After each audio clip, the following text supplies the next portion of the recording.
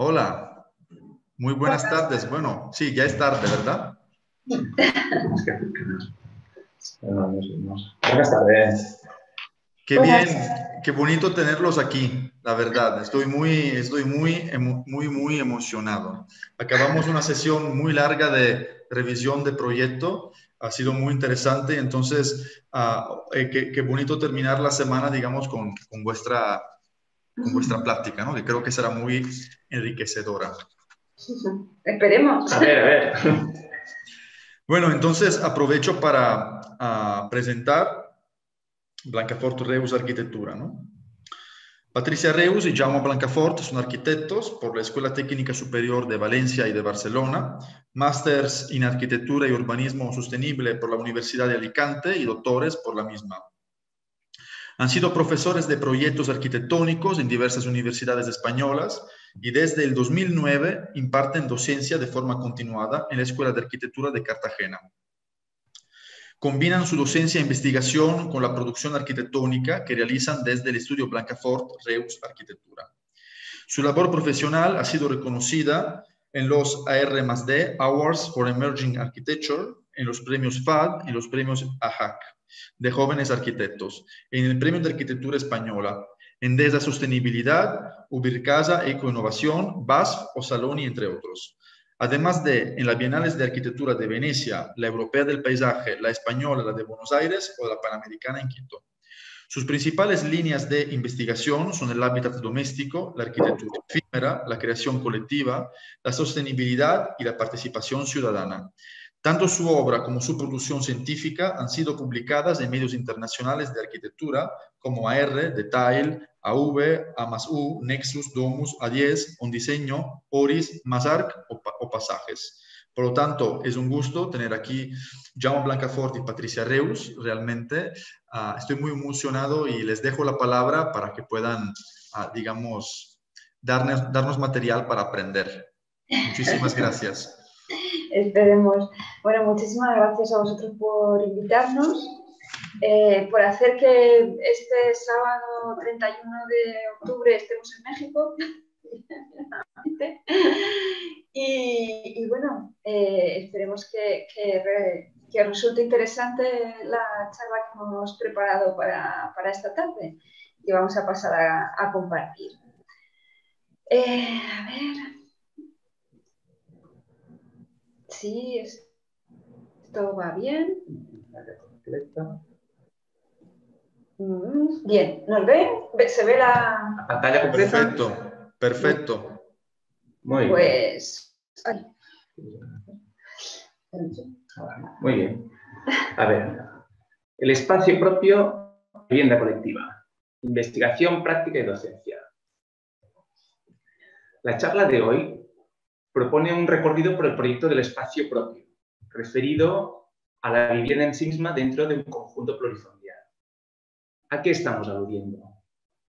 Cuando alguien nos encarga una vivienda unifamiliar, un particular, nos ponemos a trabajar para entender cómo le gustaría vivir a esa persona, familia o unidad de convivencia. Abrimos un diálogo y una negociación para poder relacionar el discurso arquitectónico, lo que estamos diseñando nosotros, con el discurso espacial de los usuarios finales de la arquitectura que proyectamos. En vivienda colectiva, esto es más difícil. Es cierto que hoy en día está cogiendo fuerza la promoción cooperativista, lo que se llama los cohousing, en la que se establece un diálogo directo entre arquitecto y usuarios. Pero de momento todavía no es lo más habitual esto. Así que, para empezar, nos vamos a centrar en la vivienda colectiva hecha para un promotor, sea público o privado, da igual, es nuestro cliente. Y para unos usuarios desconocidos a los que tenemos que acercar en el proyecto de los espacios que les permitirán desarrollar su vida cotidiana. Ese espacio propio dentro de cada vivienda. Luego, más adelante, al acercamiento al usuario desconocido, le daremos también una vuelta. Cuando toquemos el tema de la rehabilitación o reforma de viviendas en edificios colectivos. Pero eso ya llegaremos más adelante. Eso sí, antes de seguir, nos gustaría aclarar que consideramos también fundamental el espacio común en un edificio colectivo, el espacio compartido con el resto de los usuarios de las otras viviendas. Es decir, los rellanos, los accesos, las pasarelas, el vestíbulo, el aparcamiento, los terrados y cubiertas, etc. Todos esos espacios son los que nos permiten socializar en un primer estadio más allá de la mínima unidad de convivencia. A veces nos permiten prolongar hasta mezclar nuestros espacios particulares en los colectivos y se han comprobado esenciales para la calidad de vida propia y comunitaria y social. Más ahora en tiempos de pandemia que de vez en cuando nos confinan. Ahora, por ejemplo, nosotros estamos hablando desde Murcia y estamos confinados. Pues eso, como estamos seguros que otros ponentes han incidido en este tema, para concretar y ser concisos, hoy nos vamos a centrar en nuestro particular espacio doméstico, el espacio propio dentro de esta comunidad. Para empezar a hablar de este espacio propio de la vivienda particular, de este espacio doméstico, nos gusta citar a Georges Perec, en su libro Especies de espacios, donde nos dice: debemos interrogar al ladrillo, al cemento, al vidrio, a nuestros modales en la mesa, a nuestros utensilios, a nuestras herramientas, a nuestras ocupaciones, a nuestros ritmos. Interrogar lo que ha dejado de sorprendernos. Es cierto que vivimos, es cierto que respiramos. Caminamos, abrimos puertas, bajamos escaleras, nos sentamos a una mesa para comer, nos acostamos en una cama para dormir. Pero ¿cómo? ¿Dónde? ¿Cuándo? ¿Por qué? Pues con estas estimulantes preguntas comenzamos esta conferencia sobre el espacio privado en la vivienda colectiva.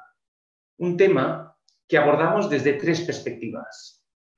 La perspectiva de la investigación, la perspectiva de la práctica y, por último, pero no por ello menos importante, la perspectiva de la docencia. Aunque nos gusta más decir la del aprendizaje, pues nosotros somos los primeros que aprendemos cuando enseñamos. Al final son tres caminos que confluyen en uno y que se retroalimentan. La terna de conceptos apuntada en el subtítulo, investigación, práctica, docencia, es la que estructurará la charla en estas tres partes. Al tocar la investigación, contaremos algún ejemplo del que sacamos importantes enseñanzas a tener en consideración. Traeremos y diseccionaremos un poco, porque ya nos habéis comentado que habéis estado de entrega, o sea, tampoco es para alargar mucho. Pues tocaremos la distribución realizada en la unidad de habitación de Marsella, explicando cómo la organización espacial y el mobiliario buscaron fomentar un modo de vida saludable, confortable e inclusivo. Y también daremos un vistazo rápido a algún otro ejemplo que nos interesa y que nos enseña detalles arquitectónicos. Cuando nos refiramos a la práctica, la segunda parte, les contaremos algún ejemplo de proyectos que hemos desarrollado en el estudio de arquitectura, presentando tanto proyectos de nueva planta como de intervenciones sobre lo edificado y que se adaptan a la vida cotidiana y a la evolución de las circunstancias de sus habitantes. Finalmente, en el apartado referido a la docencia, contaremos enfoques que utilizamos en clase, en la Escuela de Arquitectura de Cartagena. Así pues, describiremos algunas actividades que realizamos en clase para introducir al alumnado en el aprendizaje de las cualidades del espacio doméstico, sus repercusiones y las herramientas con las que contamos para que vayan introduciéndose en el mundo del proyecto arquitectónico. Entrando en materia y dejando atrás los...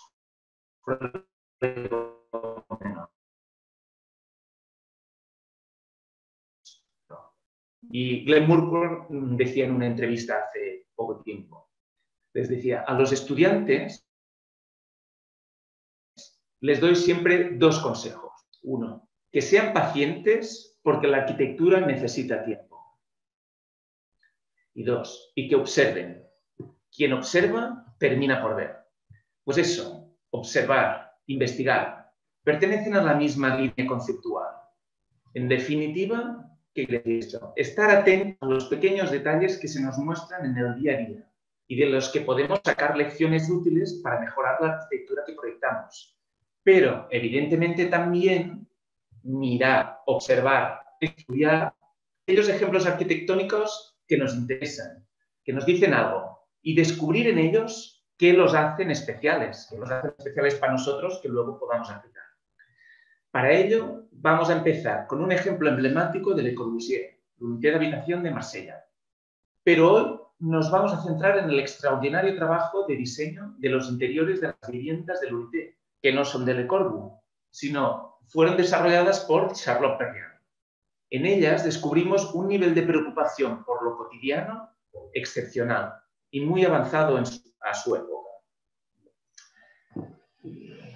Muy bien, pues esta investigación, observación, como comentaba Jaume, proviene de la experiencia que tuvimos, vemos en la imagen anterior, ¿no? De la experiencia que tuvimos de visitar la unidad de habitación, ir dispuestos a asombrarnos con los 5 puntos de la arquitectura, ¿no? de Le Corbusier, con los pilotis, la planta libre, las ventanas rasgadas, y lo que realmente nos asombró fue cuando visitamos los interiores de uno de los apartamentos de estos dúplex que seguro que conocéis o que habéis estudiado en alguna ocasión, y descubrir el meticuloso trabajo de diseño que promovió una manera de vivir, ¿no? Que promovió una manera de vivir muy avanzada para su época y que aún sigue asombrándonos por lo cuidadoso y lo meticuloso de su propuesta.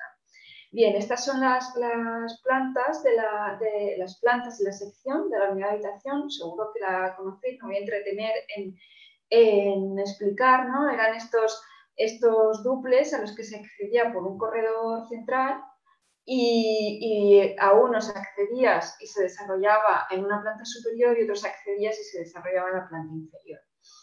Que hemos distinguido aquí, también señalando en azul y en amarillo los dos apartamentos, ¿no?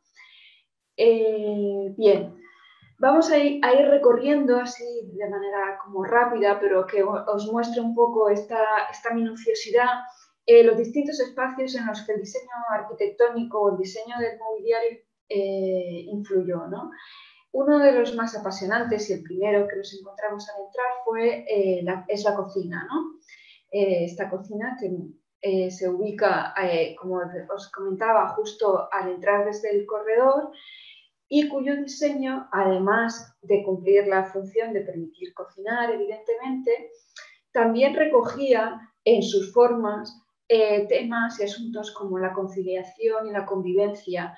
Desde el momento en el que Charlotte Perriand decidió hacer que la cocina fuese una cocina abierta y que los muebles, o que con el mueble con el que se separaba, tuviese la altura suficiente para dejar la cabeza de la persona que cocina, en ese momento prácticamente siempre la mujer, en contacto, ¿no?, con el resto de los miembros de la familia, como podemos ver en esta fantástica foto, ¿no?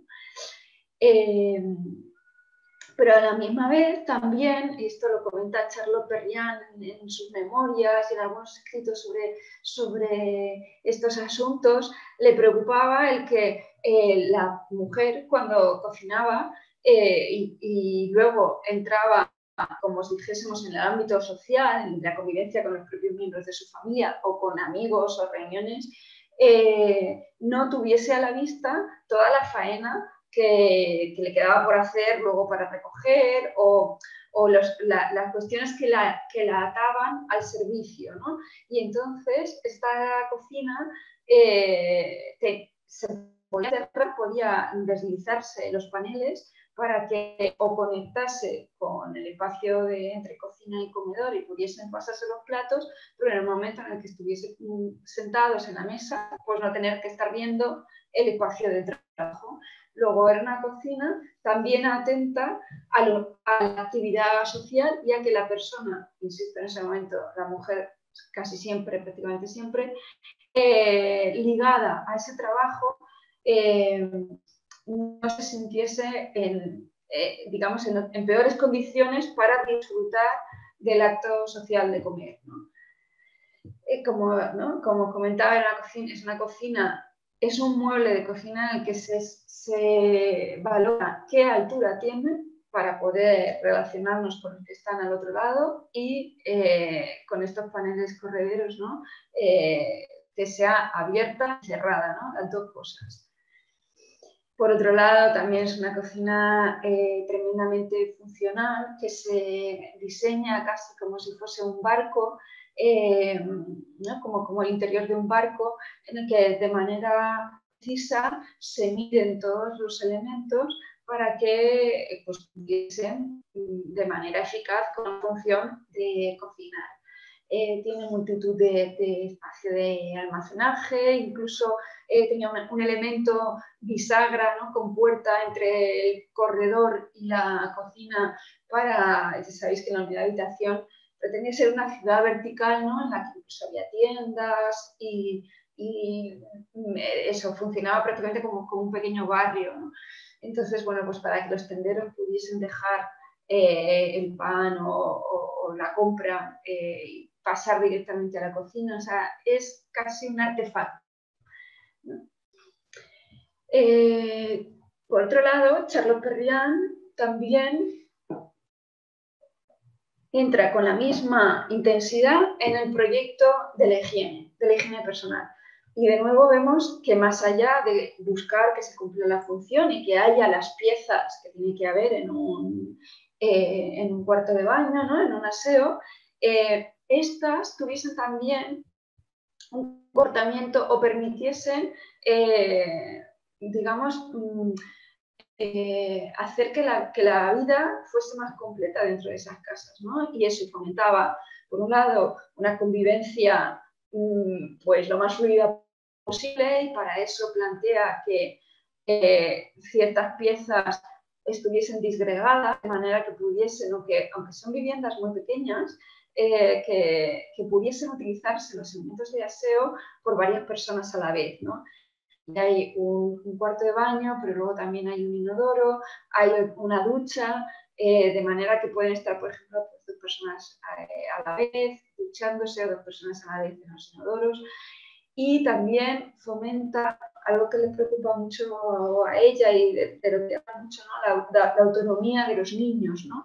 Que para ello coloca, introduce 2 lavabos, un lavabo en cada habitación entre los hijos, pues para que ellos mismos se responsabilizasen y hiciesen sus tareas de higiene personal por ellos mismos, ¿no? Incluso eran algo más bajitos y eso, y tenían en su espacio de vestidor pues un lavabo para funcionar ellos solos, ¿no? Funcionar con autonomía. Seguimos, las habitaciones, de nuevo, no solo funcionan para dormir, que fomentan la convivencia. Para ello establece unos paneles correderos que también no solo sirven para unir, las siguientes imágenes, no solo sirven para unir las 2 habitaciones y fomentar la convivencia entre las personas que habitan en la vivienda, entre 2 hermanos, por ejemplo, pero también fomentan la creatividad. Esos paneles no son cualquier panel, son pizarras para que los niños se expresen, dibujen, apunten. Más temas en este formidable proyecto, ¿no? Y que veis que tiene unas plantas mínimas y la cantidad de cosas que hemos hablado ya ligados a cada función básica: la cocina, la higiene, la habitación, pues el almacenaje. Mucho antes de que Alison y Peter Smithson en su Put-Away House enunciaran, ¿no? Les pusieran nombre a las distintas zonas de almacenamiento. Ella en este trabajo, en este proyecto, también trabajó el tema del almacenamiento con una profusión y una intensidad asombrosas, ¿no? Encontramos elementos de almacenaje propio dentro de las habitaciones, ¿no? Donde cada persona guarda su ropa. esto a mis alumnos, hace poco que les explicaba el proyecto, les hacía ver que, claro, estamos hablando del año 47, 52, la gente tenía un solo traje o dos trajes. Bueno, ahora veréis después que se ven muchas fotos de las mujeres cosiendo, ¿no? Los trajes se arreglaban. Ahora de almacenaje propio utilizamos muchísimo más porque vamos comprando mucha ropa, ¿no? Y muchos accesorios. Pero en aquel momento, pues Charlotte Perriand dispone los armarios para cada persona, pues adecuados a su época, ¿no? También propone unos espacios de almacenaje común, es decir, para todas aquellas cosas que son propias de la unidad de convivencia, ¿no? De la familia en este caso, toallas, sábanas, ropa de otra temporada, y esto lo propone en el centro de la planta de habitaciones. Lo propone estos espacios, este elemento distribuidor con estos espacios de armario para el almacenaje común. Pero es que también se preocupa del almacenaje visto y del almacenaje oculto, ¿no? El almacenaje oculto, aquel, pues lo que hemos visto de los armarios con la ropa, los armarios con la ropa de cama, con los productos de limpieza, pero luego también de esto habla Charlotte Perriand, hablan los Sims, habla Gaia Aulenti, de lo importantes que son los objetos en nuestra vivienda, ¿no? Los objetos que nos hacen reconocernos, que nos hacen recordar quiénes somos, recordar a las personas que nos aprecian, que nos regalan cosas, recordar los viajes que hemos hecho.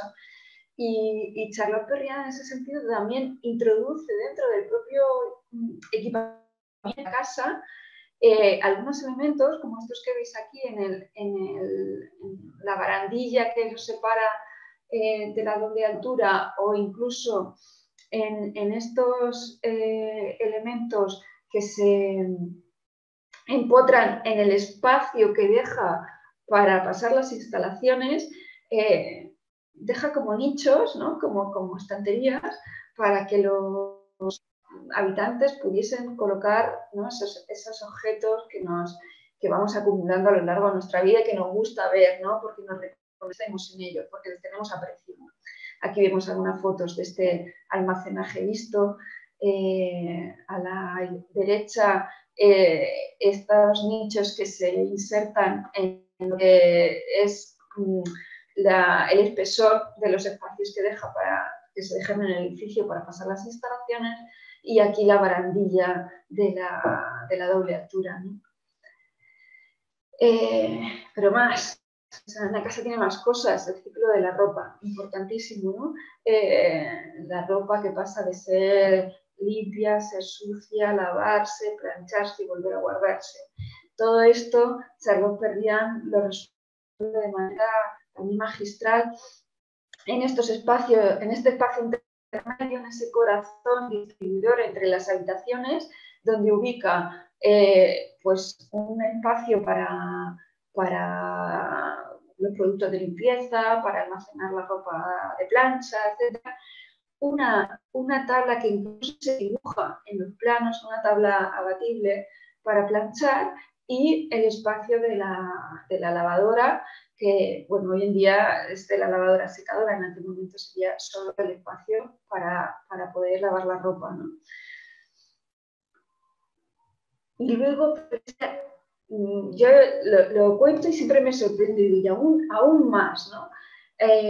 Aún más, más extras, ¿no? Para este equipamiento. Imaginaros que, o sea, yo me imagino a Charlotte pensando el interior de estas casas como hoy pensamos los coches, ¿no? Llenos de extras y de equipamientos para estar más confortables. Ella pensó en un espacio, este de aquí, en la habitación, un espacio que es como una especie de mueble así de mediana altura, en el que en un momento de la vida podía funcionar como cambiador de pañales, ¿no? Imaginaros que bueno, la gente no vive siempre, pero en algún momento de la vida, y estas viviendas que estaban además orientadas al realojo de familias o de gente joven que después de la Segunda Guerra Mundial pues se estaban realojando y rehaciendo sus vidas, pues coloca estos espacios, este mueble, que es un cambiador de bebé, que incluso tiene donde está dibujada esta especie como de plantita. En realidad había un agujero con una tapa que podía funcionar como papelera, en la que, como pañalera, en la que cuando te tocaba cambiar el pañal por la noche, en mitad de la noche, pues no tuvieras luego que ir con el pañal sucio y bajar las escaleras para tirarlo a la basura o dejarlo en la habitación, sino que había el propio espacio donde habías apoyado el bebé, podías también tirar el pañal, ¿no? O la ventana equipada, ¿no? El balcón equipado con en el que realmente el umbral de la ventana no solo funcionaba como separación interior-exterior, sino que era un gran almacén, sofá, en el que, veis, aquí tenemos imágenes, ¿no?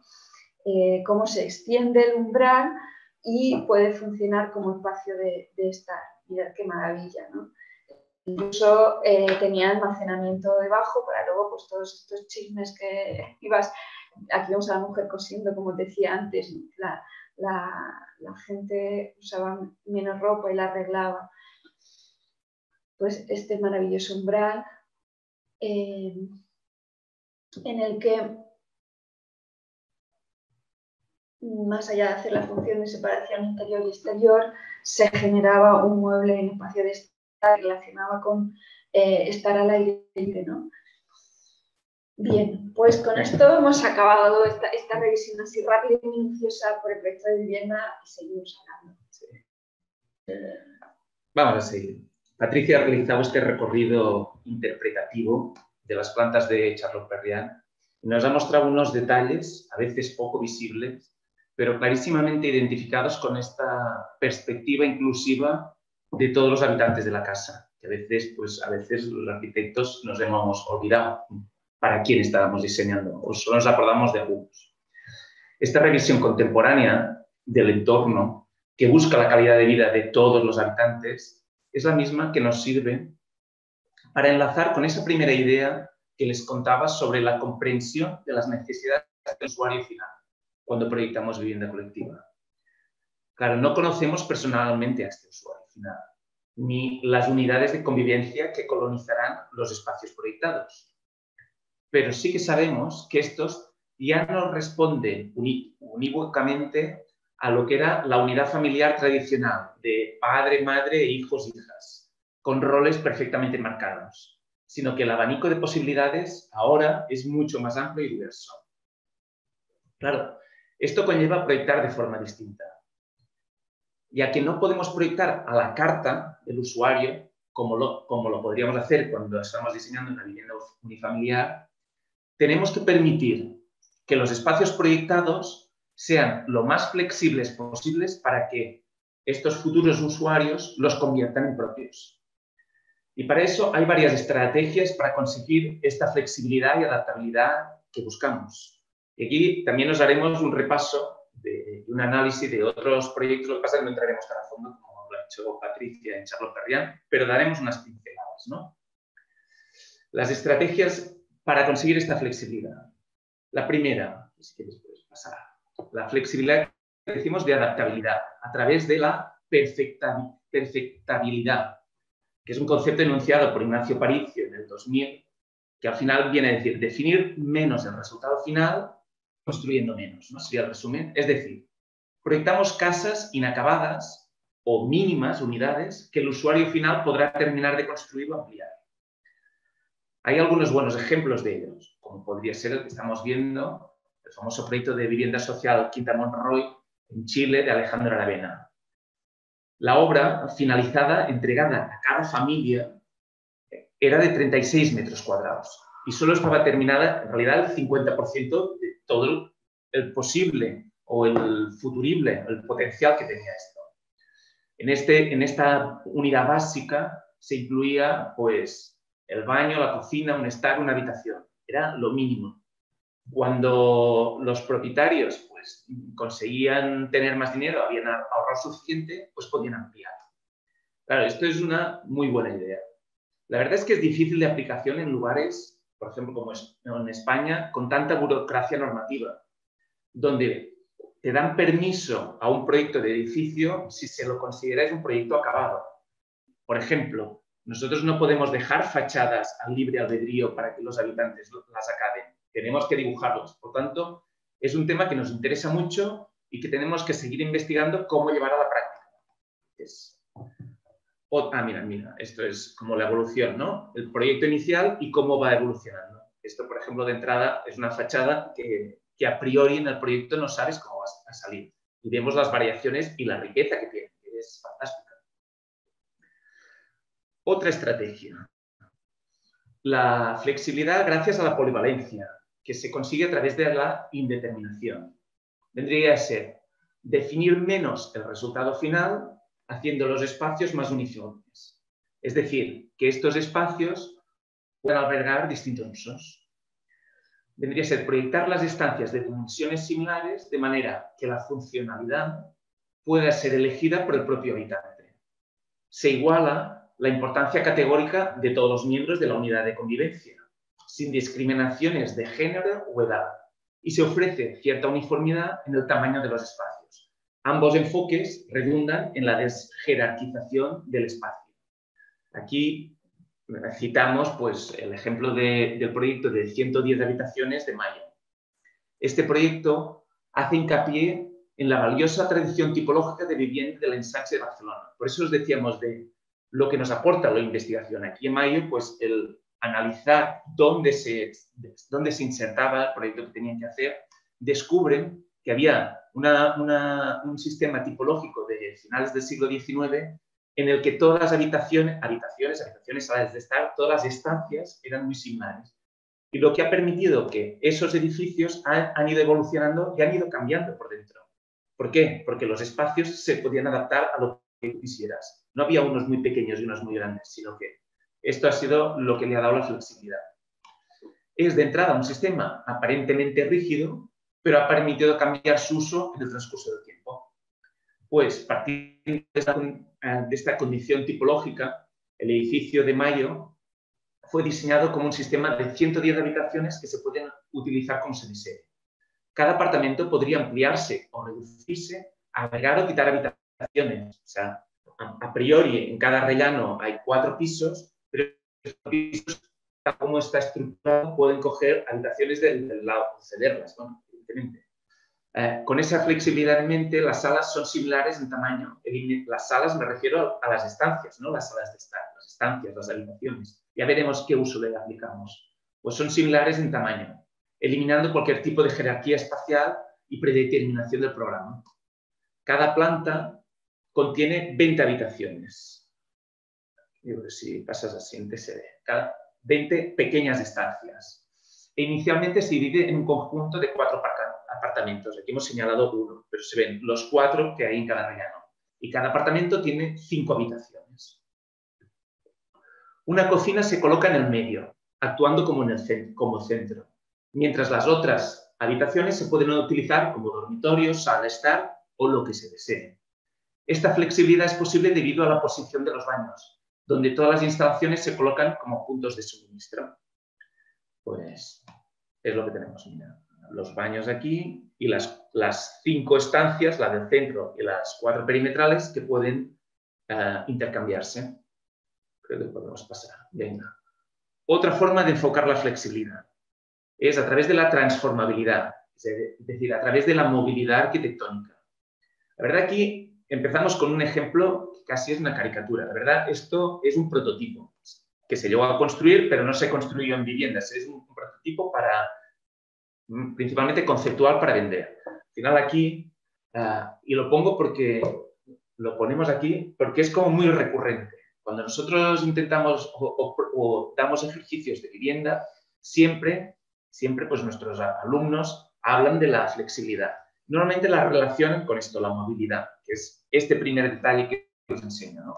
Una movilidad basada en eso, elementos móviles de la vivienda que nos la hacen flexible. Lo que decía que era una caricatura es porque aquí el Barcode Room de Estudio 01 en Tokio se había basado en estos, como un código de barras, en estas barras que ellos diseñaban 12, las que se ven aquí a mano izquierda abajo, y tú podías escoger. Y luego, en un apartamento mínimo de 5 por 4 metros, o sea, en 20 metros cuadrados, podías poner 1, 2, 3, 4 barras y ir moviendo según el uso que le estabas dando a tu piso completo en cada momento.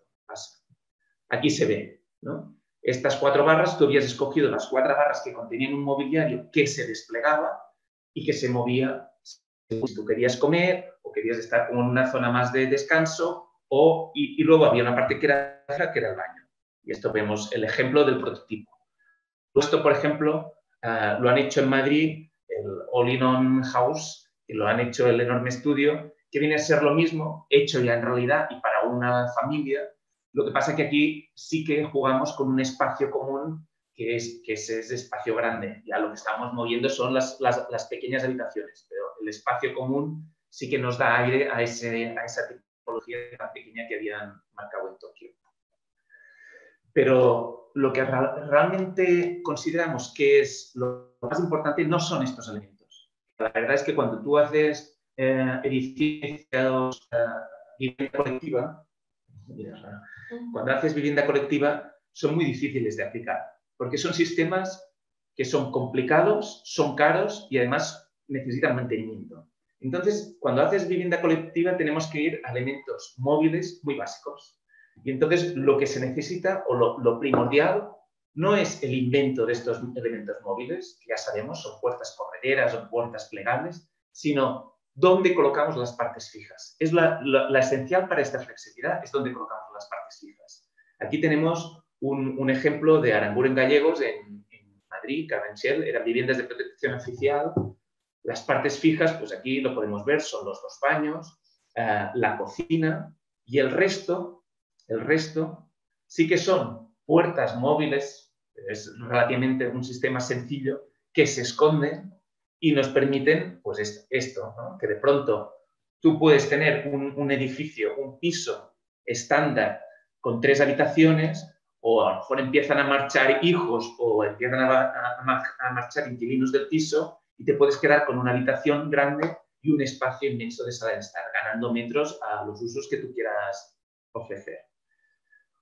Otro ejemplo que traemos aquí, que le tenemos muchísimo cariño por lo radical que es, también es porque es aplicable en edificios. Ay, me ha desaparecido una diapositiva. Sí, bueno. Es el de Shigeru Bano, Nine Square Beach. Esto es un proyecto que ha hecho, es una casa unifamiliar, pero podría ser aplicable en vivienda colectiva. Al final no deja de ser una planta cuadrada que los 2 lados paralelos le pone todo el almacenamiento y pone en sitios como muy puntuales lo que sería la parte fija, el baño y la cocina. El resto, estos cuadrados que se ven aquí en planta, es un espacio libre y todos estos tabiques móviles se guardan en este espacio de almacenamiento. El esquema que se ve es clarísimo. Si queréis, pasa las imágenes. Es decir, tenemos un rectángulo que dos caras son totalmente abiertas, serían las fachadas, una la de acceso y la otra la fachada abierta, y lo otro puedes usarlo como tú quieras. Sabes que tienes la cocina en este espacio aquí que tenemos fijo, detrás de ahí el baño. Si quieres más privacidad, pues corres los paneles y te cierras el baño y puedes aplicar los usos que a ti te apetezcan aquí. Y decidir cómo vivirlo. Esta es la otra forma, viendo los espacios fijos y vemos las 2 fachadas a la vila. Pasa. Y este es el que le tenía, que me he confundido ya. Este es un proyecto de Yves Lion del 84. No se llegó a construir, pero sí que es una tipología que consideramos que es muy interesante para la vivienda colectiva, que nosotros intentamos trabajar en ella y algún día a lo mejor lo conseguiremos. Y también partimos de un rectángulo y aquí ponemos la parte fija en las 2 fachadas. Son 2 fachadas que además nos hacen de filtro climático. Y en estos dos elementos de fachada le colocamos todo lo que necesitamos relacionado con el agua y las partes fijas de la vivienda, lo que es la cocina y los baños. Luego dentro ya es un espacio absolutamente libre. Aquí podríamos poner mobiliario, yo qué sé, vas a IKEA y te pones el mobiliario que quieras y te transformas o conformas tu vivienda únicamente con un mobiliario que vas y colocas, absolutamente estándar. Y evidentemente esta fachada, además de tener estas partes fijas, es lo que decía, que además te hace de colchón térmico. O sea, a nivel actual que tenemos en mente los temas de sostenibilidad, esto es una estrategia, una doble estrategia. Nos permite la flexibilidad y además estamos cumpliendo mucho mejor los temas de sostenibilidad. Bueno, estos son los esquemas que dibujó, las fachadas que dibujaba, esta fachada filtro, donde tú te bañas en esto entre el interior y el exterior, o cocinas, y es esta franja que hace el paso hacia el exterior. Luego el interior tú te lo montas como quieras. Y bueno, después ya pasamos a la segunda parte de la conferencia. Que nos vamos a enrollar mucho. Venga, me estoy enrollando mucho. Vamos a ir más rápido. La segunda parte de la conferencia vamos a contar algunos de los proyectos que hemos hecho nosotros, aplicando algunos de los conocimientos que hemos aprendido pues, en los proyectos estudiados. Pasa. Por ejemplo, este es uno de los primeros edificios que proyectamos y construimos. Era un edificio de plurifamiliar y aquí la estrategia era una tipología de vivienda de protección oficial, es decir, muy pequeña, estábamos muy marcados por la normativa, pero lo que introducimos fue, dices, venga, para aprovechar los accesos verticales, la pasarela, un corredor, esto es muy típico, y lo que hicimos fue decalarlo respecto a los pisos de las viviendas. Y en este decalaje nosotros conseguíamos la privacidad, porque al final a estas viviendas todas se accede, todos los vecinos pasan por delante de la puerta de tu casa. Por lo tanto, nosotros queríamos conseguir flexibilidad y hay flexibilidad. Conseguir cierta privacidad, pero a la misma vez pues, permitir poderte relacionar con los vecinos. Y esto se conseguía con esta sección. Pasa. Esto es la planta. Hay cuatro viviendas que son absolutamente iguales y una que hace la excepción porque está en la esquina. Las dos de las dos puntas, la de la derecha y la de la izquierda, están al nivel de la pasarela porque delante de estas no pasa nadie. Las tres centrales son las que están más elevadas y así consiguen esta privacidad. A la hora de hacer... Sí, puedes pasar. Pasa. La distribución de estos pisos se hizo por franjas, de la parte más pública que está relacionada con el pasadizo hasta la zona más privada donde habría las habitaciones. Lo que pasa aquí, por ejemplo, nosotros estábamos ya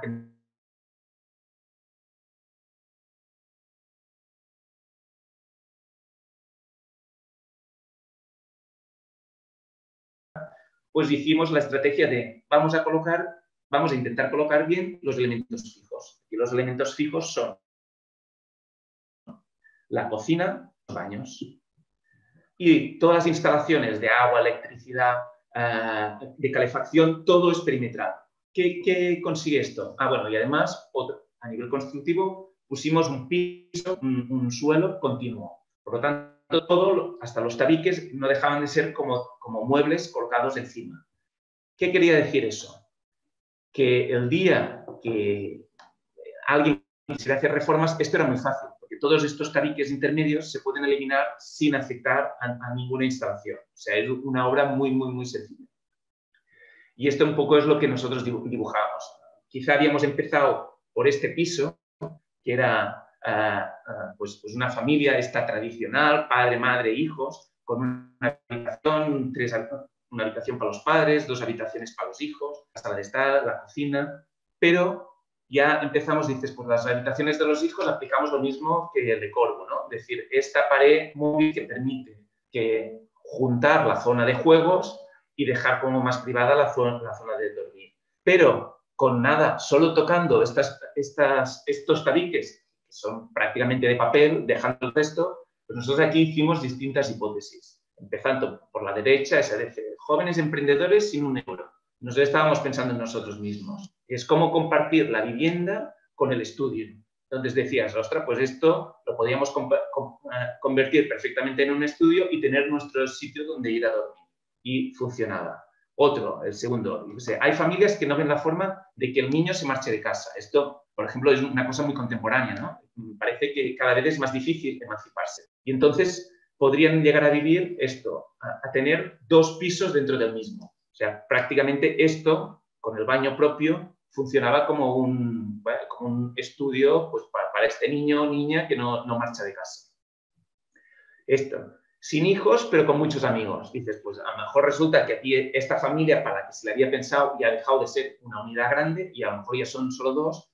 Lo que pasa es que ya la forma de vivir es muy distinta. Ya no necesitan habitaciones. Pero en cambio, pues pueden invitar a todos sus amigos y hacer fiestas o hacer lo que sea.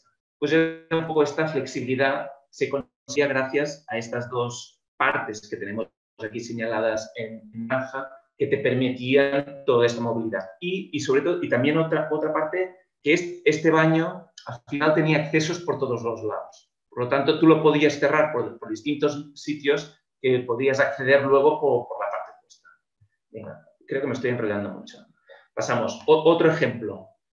Viviendas de protección oficial aquí aún más pequeñas. Aquí son viviendas de 40, 45, 50 metros cuadrados. ¿Qué se hace, por ejemplo, también? Intentar que las habitaciones sean, no intentar, se hacen habitaciones iguales. Me da igual, aquí hemos dibujado una cama de matrimonio y 2 camas individuales, pero son cambiables.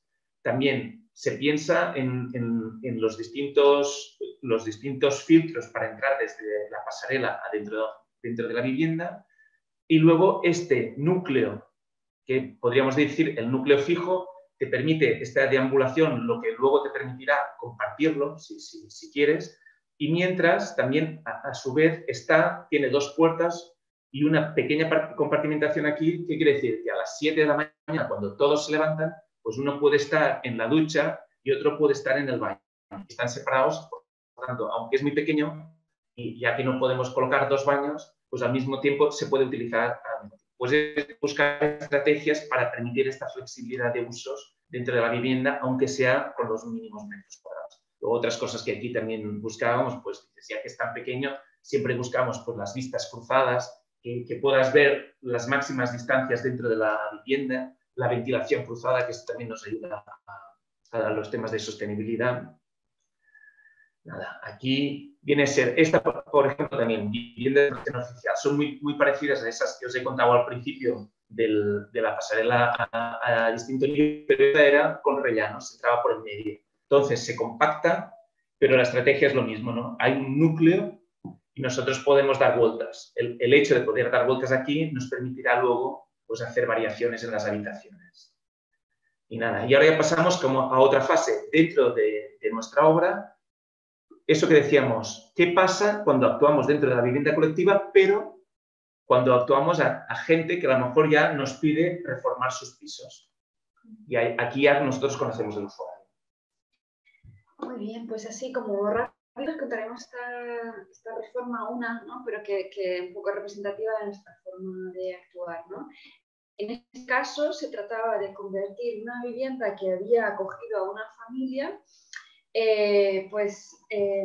adaptarla solo a los 2, a la pareja cuyos hijos se habían ido y conquistaban el espacio de su casa, reconquistaban metros cuadrados y por otro ya no solo se proyectaba para ellos, sino también para todos esos objetos, muebles e historias que habían acumulado a lo largo, que han ido acumulando a lo largo de su vida.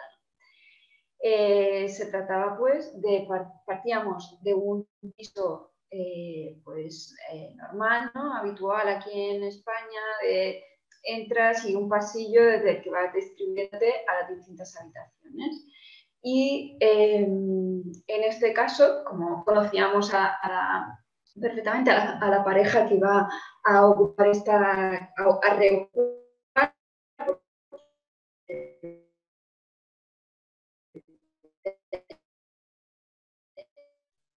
y para todos los, como decía antes, para todos los objetos que han acumulado a lo largo de su vida. Por eso, o con esta espina central que recoge todo el tema del almacenamiento. Un almacenamiento que, pues como veíamos en el proyecto de la unidad de habitación, pues entiende lo que es el almacenaje vivo, es decir, aquel que estás usando todos los días, desde junto a la entrada un armario para los abrigos, un armario para los accesorios, los bolsos, etcétera, un mueble para dejar el móvil, las llaves, la correa del perro, etcétera, y la ropa, ¿no?, que usan cada día. También se recoge espacio para el almacenaje muerto, es decir, para aquel que en realidad no se está usando cotidianamente, pues aquí había una serie de altillos donde ellos podían colocar las maletas, las bolsas de viaje, la ropa de cambio de temporada y todos los objetos, vajillas y demás que no usan en su día a día, pero que viven con ellos, ¿no? Luego, también muy importante es el almacenaje de mantenimiento, es dibujar la tabla de planchar y darle su sitio al lado de la ventana, en un lugar digno y además su lugar, ¿no? Y todos los utensilios de limpieza, la escoba, la escalera, los cubos, etc. Espacio para un almacenaje de la cocina, que en este caso ya como no se trata de una vivienda en la que viva mucha gente, sino solo dos, pues un poco también como la de Charlotte Perriand, se diseña buscando, tenemos una imagen, pues como buscando las piezas exactas que ellos necesitan, ¿no? Aquí dentro de este cajón hay una panera con su bolsa para el pan, porque les gusta desayunar por las mañanas, con sus croissants y tal, pues tienes el cajón apropiado para eso, una biblioteca, bueno, pues todas las cosas que ya no ocupan mucho espacio, pero empiezan a estar como muy especializadas, ¿no? Y luego también eso se distinguía entre el almacenaje oculto, en toda esta espina, pues todo el almacenaje que queda detrás de puertas, pero aquí vemos, ¿no?, como toda esa espina podía abrirse y contener distintas cosas. Está justo, exacto, se llama que está justo acabada la obra, solo están puestas las primeras copas, ahora esto lo abres y casi que sale hacia afuera.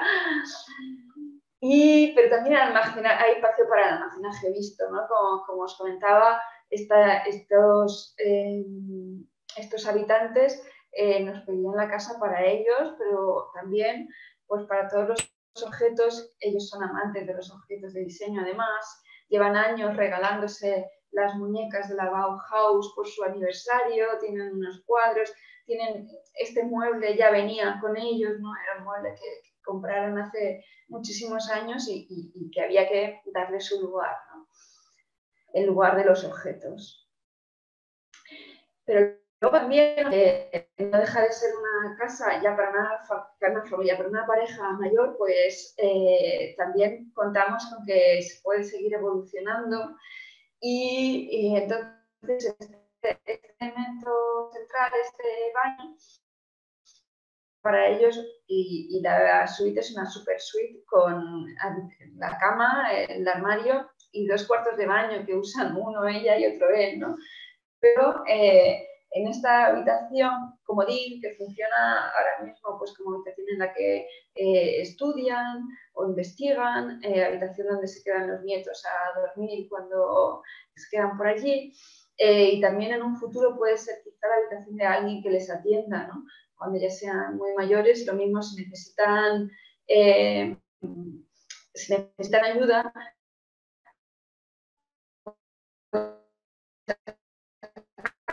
La casa puede evolucionar fácilmente y que este cuarto de baño se convierta en la rótula y en el nexo de unión, y que permita esa posibilidad que puede ser de que en un futuro vuelva a vivir alguien más allí. Y por no acabar como con esta cosa así como un poco más, bueno, de la vida misma, ¿no?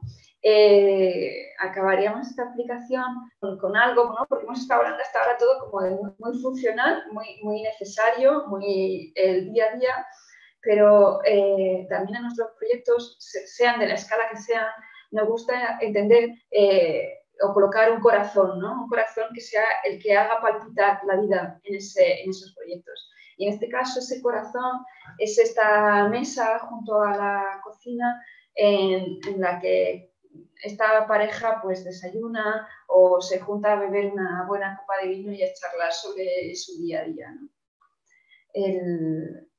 El pálpito del proyecto estuvo o está en esta mesa, en la colocación de esta mesa, para que ellos disfruten de la vida y de su mutua compañía y de la compañía de los hijos cuando van a verlos. Muy bien, aquí vemos el corazón de la casa. Bueno, buscamos confort para unas vidas jubilosas, ¿no? Más allá de unas vidas que funcionen bien en la práctica, más allá de eso, no buscar la felicidad y el júbilo. Y por último, Esto está, hoy estoy más espeso. ¿Sí? Bueno, por último, ¿cómo enseñamos, ¿no? ¿Cómo enseñamos, aprendemos, como decía Jaume, a proyectar y a ser arquitectos desde nuestra faceta como docentes? Y es que, bueno, pues más allá de los enunciados, sobre todo cuando estamos en cursos en los que el tema de la vivienda es el eje central del curso, nos gusta hacer a los alumnos practicar, ¿no? Practicar la vida, practicar las sensaciones espaciales para poder reflexionar sobre ellas, ¿no?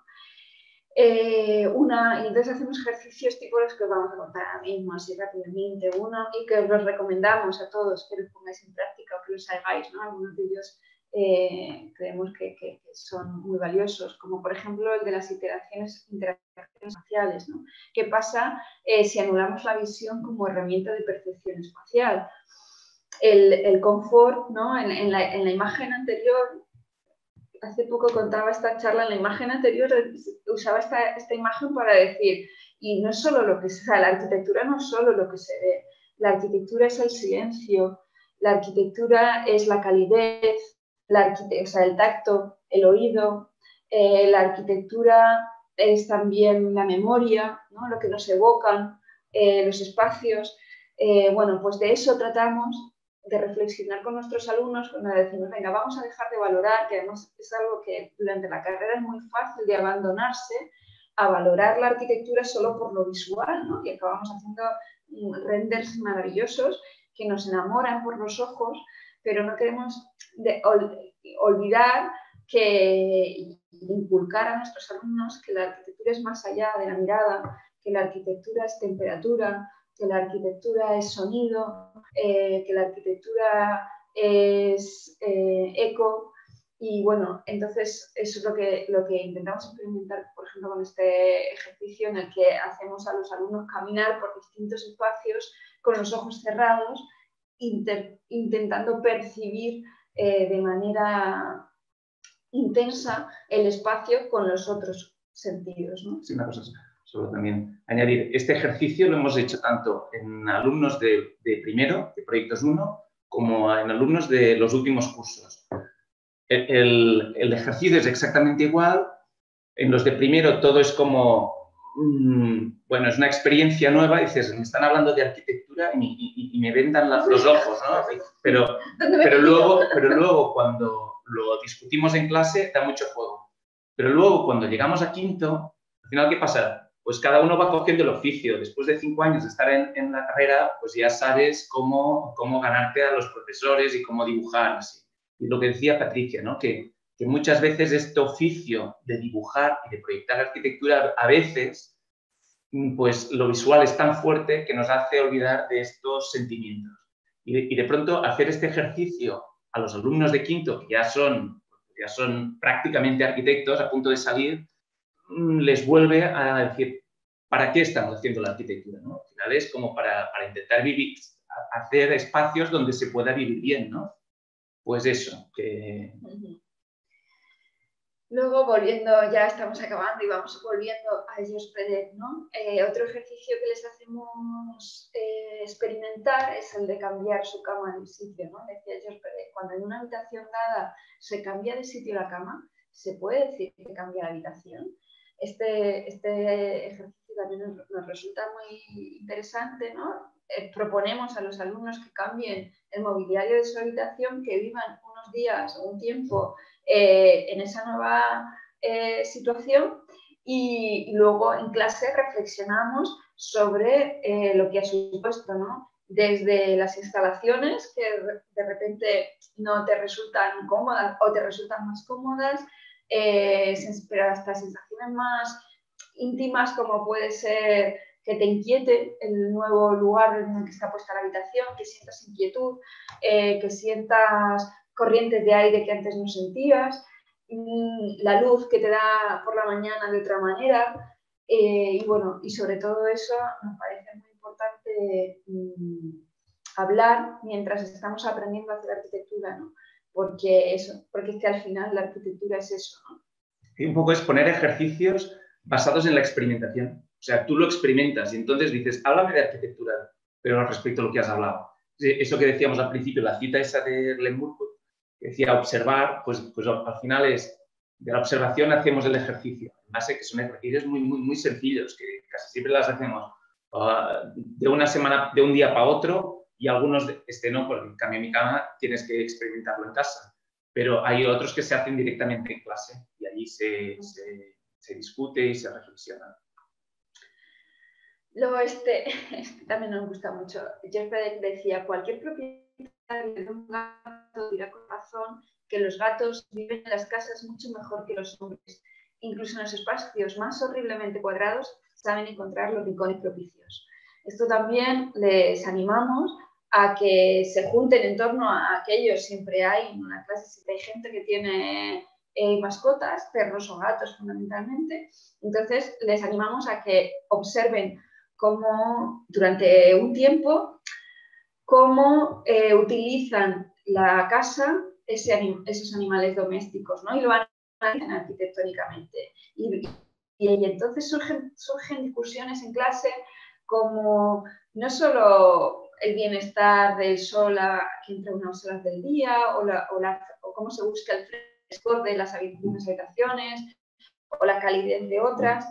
También empezamos a hablar sobre la dimensión de los espacios, ¿no? Como el gato o el perro cuando se siente amenazado busca un espacio a su medida, o como cuando está en otras situaciones busca acurrucarse y sentirse cerca de otras personas, ¿no? Cómo observa, cómo vigila.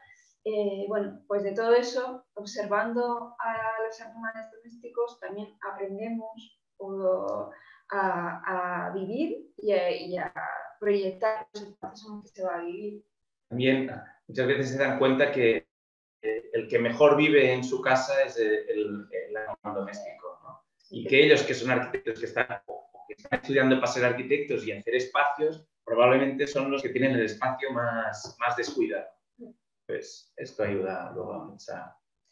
Luego este es un ejercicio también algo más complejo, pero también muy interesante, y es que también George Perec decía, no quiero saber dónde comienza y dónde termina lo funcional. Lo funcional funciona según un procedimiento unívoco, secuencial y bicameral. Las actividades cotidianas corresponden a fases horarias y a cada fase horaria corresponde a una pieza del apartamento. En este ejercicio lo que animamos a los alumnos es a evaluar los metros cuadrados que se emplean para cada función y cuántas horas se emplean esos metros cuadrados y cuánta gente, ¿no? Y entonces empiezan a producirse en general cortocircuitos entre situaciones que ves que hay una estancia de 20 metros cuadrados que en realidad se usa una hora al día o una hora al día o 4 horas al año porque es el salón donde solo se hacen comidas festivas, ¿no? Y en cambio todos están apiñados en la cocina durante 7 horas al día y los 4 de la casa, ¿no? Entonces empezamos como a generar esta reflexión crítica sobre cómo están distribuidas las estancias y en realidad qué servicio, ¿no? ¿Qué servicio dan? Incluso también más allá de lo solo cuantitativo, ¿no? De cuántos metros, cuánta gente, cuánto tiempo, y vamos también a ¿y qué calidad qué calidades tienen ese espacio, ¿no? Y nos encontramos con cocinas ubicadas hacia un patio interior sin luz y sin ventilación, donde se pasan la mayor parte del día, ¿no? Y mientras tienen un salón, o hay un salón bien ventilado, bien iluminado y con buenas vistas, donde está.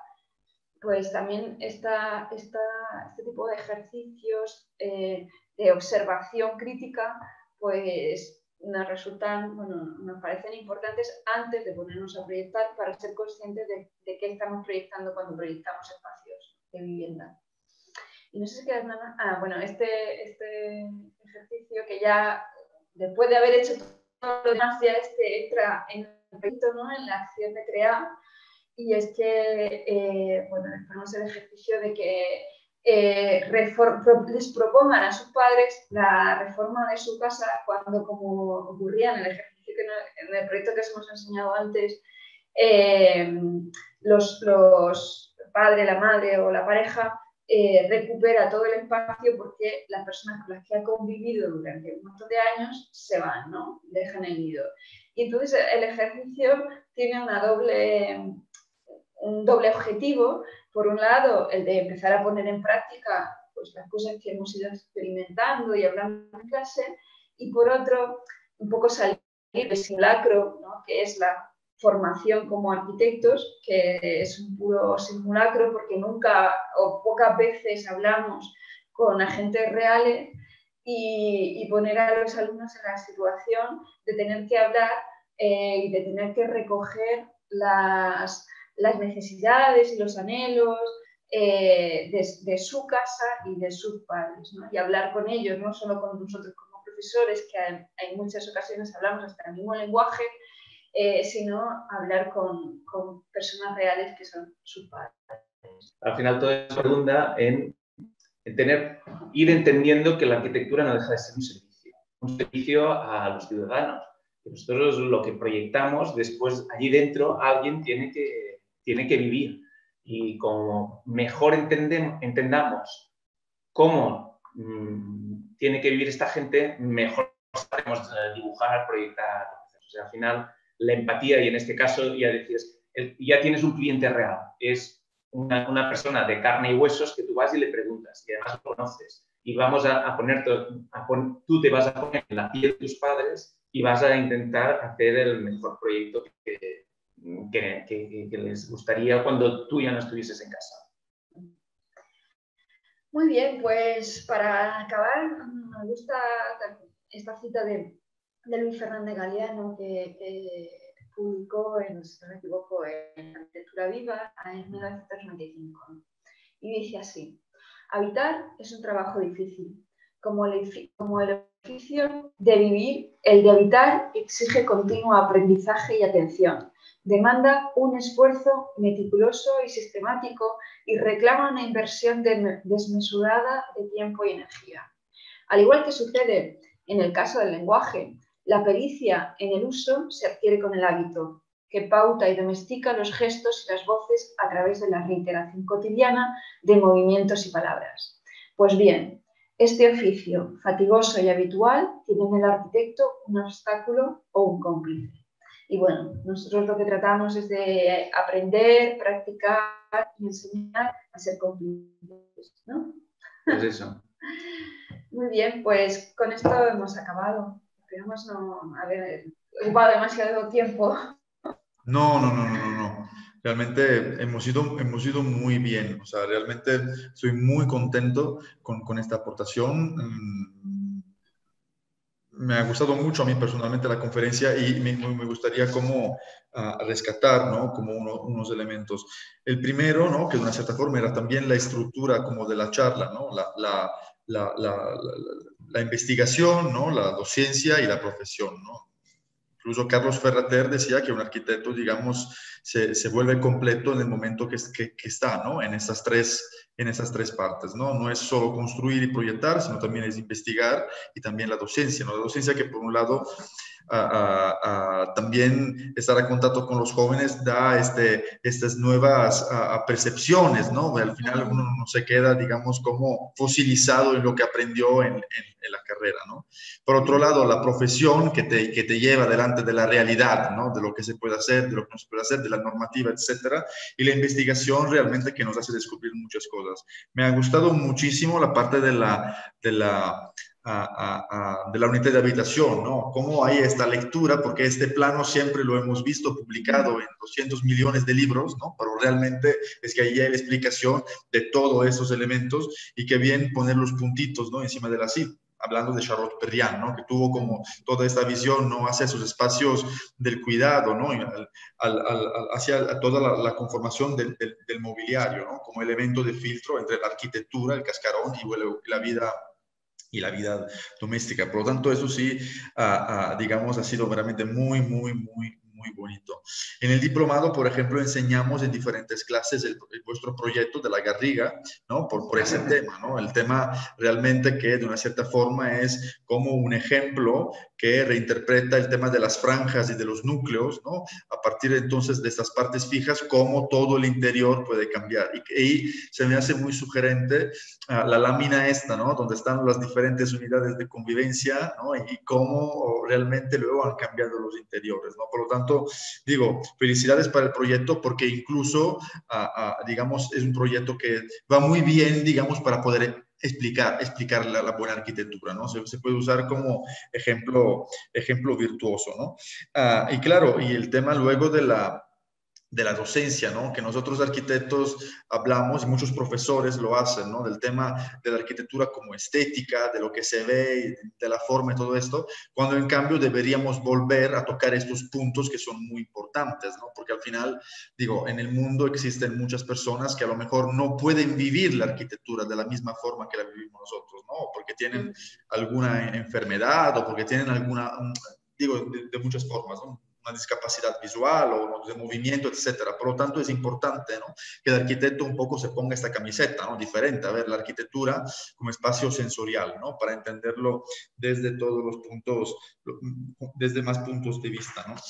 Y muy interesantes también los proyectos estos que habéis enseñado también, hay Own House o el proyecto de Aranguren, eso con las camas, ¿no? Que sobresalen, ¿no? O el proyecto este de Shigeru Ban. Creo que realmente la cosa que me ha gustado mucho de esta conferencia es que de una cierta forma en una hora habéis resumido muchísimos puntos. Hemos sido como motos.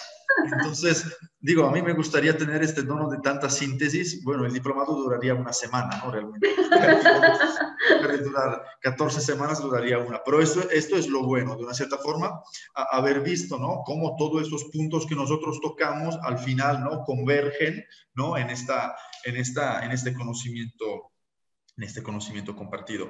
Por lo tanto, digo, yo os doy las gracias por haber aceptado. Realmente es un gusto teneros aquí y dejo la posibilidad, digamos, si algún estudiante, participante quiere aportar algo o digamos, preguntar algo a los arquitectos.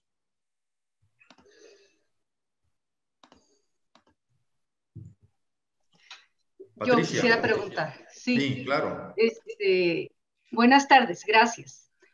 A mí se me hace siempre ese nombre que le dieron ustedes del usuario desconocido, porque muchas veces sí proyectamos para gente que no conocemos, pues, y queremos ver qué quieren.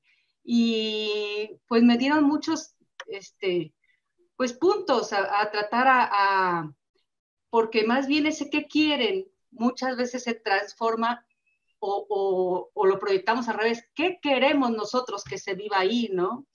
Y es un poco la idea aquí en Le Corbusier y con Charlotte, pues cómo queremos que funcione esa familia, ¿no? Entonces, cómo nosotros a ese usuario desconocido, pues qué bonito sería que le planteáramos pues ideales altos de convivencia, de encontrar un lugar cómodo en su casa. Entonces ya se queda un poquito al revés, es mucho el trabajo de nosotros, que ojalá de veras pensemos en lo que sería lo mejor para todas las personas que lo van a habitar. Y se me hizo interesante ese punto de su proyecto de remodelación, que planteas como el corazón de un espacio, ¿no? Y ese puede ser un punto a tratar, buscar un espacio donde cualquier gente se sienta confortable. Y a lo mejor sería pues casi aventar al gato o al perro, y donde el gato o el perro se siente más a gusto, ese es el mejor lugar, ¿verdad? Ese es lo bueno. Sí, me trajo a la cabeza cómo se usaba antes una mula o un burro que se aventaban al campo y se le hablaban del otro lado para ver cuál curso tomaba para llegar, ¿verdad? Y está interesante. Yo lo veo aquí en la casa, ¿no? Pues los niños, el perro, pues los ves luego sentados en el lugar más cómodo.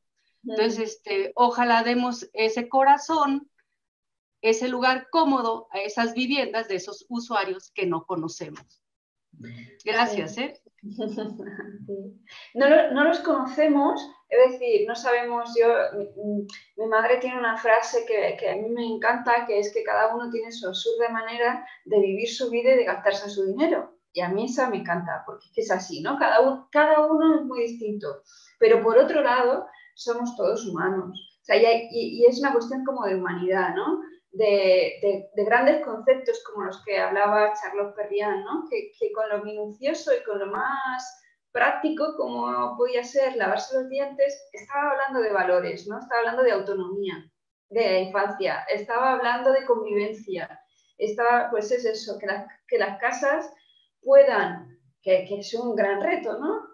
Poder ser el contenedor de unas vidas con valor, y en las que cada uno pueda hacer lo que le salga de las narices, porque todos somos distintos, ¿no? Y tenemos maneras de vivir distintas, pero sí que hay unos valores, ¿no? Eso, humanos, ¿no? Como la autonomía, como la convivencia, como la compañía, etcétera, ¿no? Pues ahí. ¿Alguien más?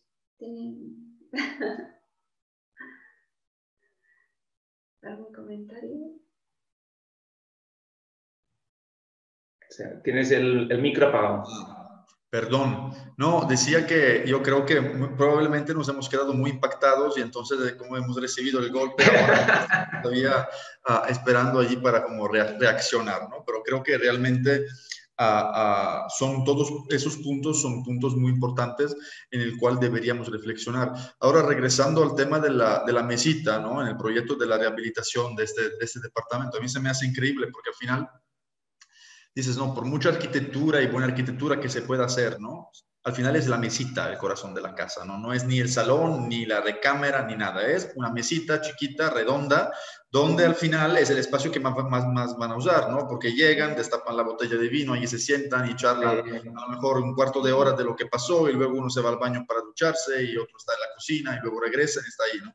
Por lo tanto, también esto habla, creo yo, de esta humanidad, ¿no? De la cual estabais hablando, ¿no? No de crear esos espacios que son más como escenografías, sino espacios que realmente luego aportan, ¿no? a la vida doméstica, sí, a la vida cotidiana, ¿no? A la vida de esas personas. Y por otro lado, también muy buena, creo, esta reflexión, ¿no?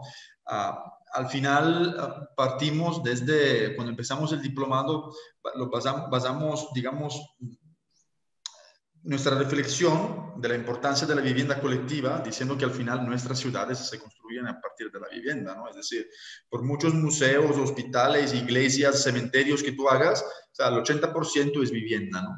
Por lo tanto, digamos que el arquitecto, de una cierta forma, ¿no? Respetando como esta teoría, esta ética, ¿no? Nos volvemos como promotores de unos determinados valores, ¿no? Es decir, no hablo solo de los arquitectos que se quedan allí, que hacen, muchas veces pasa, son los brazos de estos proyectos que salen en Excel, como se dice aquí, ¿no? Son proyectos de puros desarrollos que realmente luego, sí, digo, alguien irá a vivir allí, ¿no? Pero no estás aportando nada diferente, etcétera, ¿no? Pero en cambio de la proposición de esos valores, ¿no? Que hablaba la profesora, de la autonomía, ¿no? De la independencia, ¿no? De incluso poner el ovalín en la recámara, ¿no?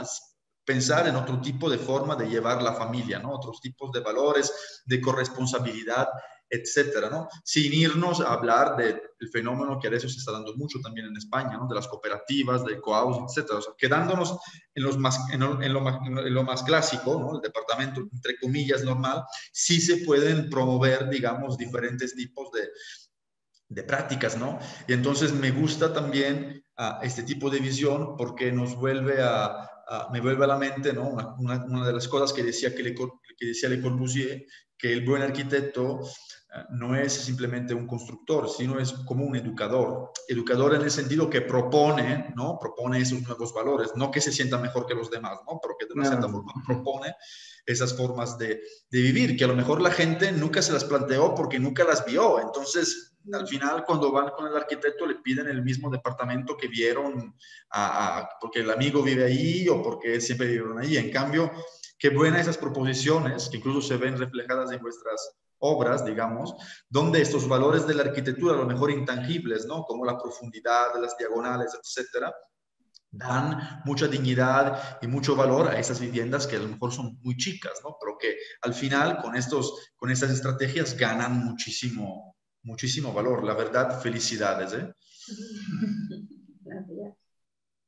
Muchas felicidades. Bueno, entonces, si no hay nadie más, a mí no me resta que saludar Blancafort Reus Arquitectura. Ha sido un placer tenerlos aquí y esperemos vernos pronto. Y gracias por haber apoyado este diplomado. Realmente aquí es muy interesante porque este año somos todos de la misma familia. Tuvimos a Rosa y Manel, a Zaida y a todos los demás y entonces... Somos todos hijos y primos de José María y Zaida. Así es, así es. Muchísimas gracias. Bueno, A vosotros. a vosotros. Por contar con nosotros. Un abrazo y que estéis muy felices. Igualmente. Igualmente. Venga. Hasta luego. Hasta Bye, luego. bye. Adiós.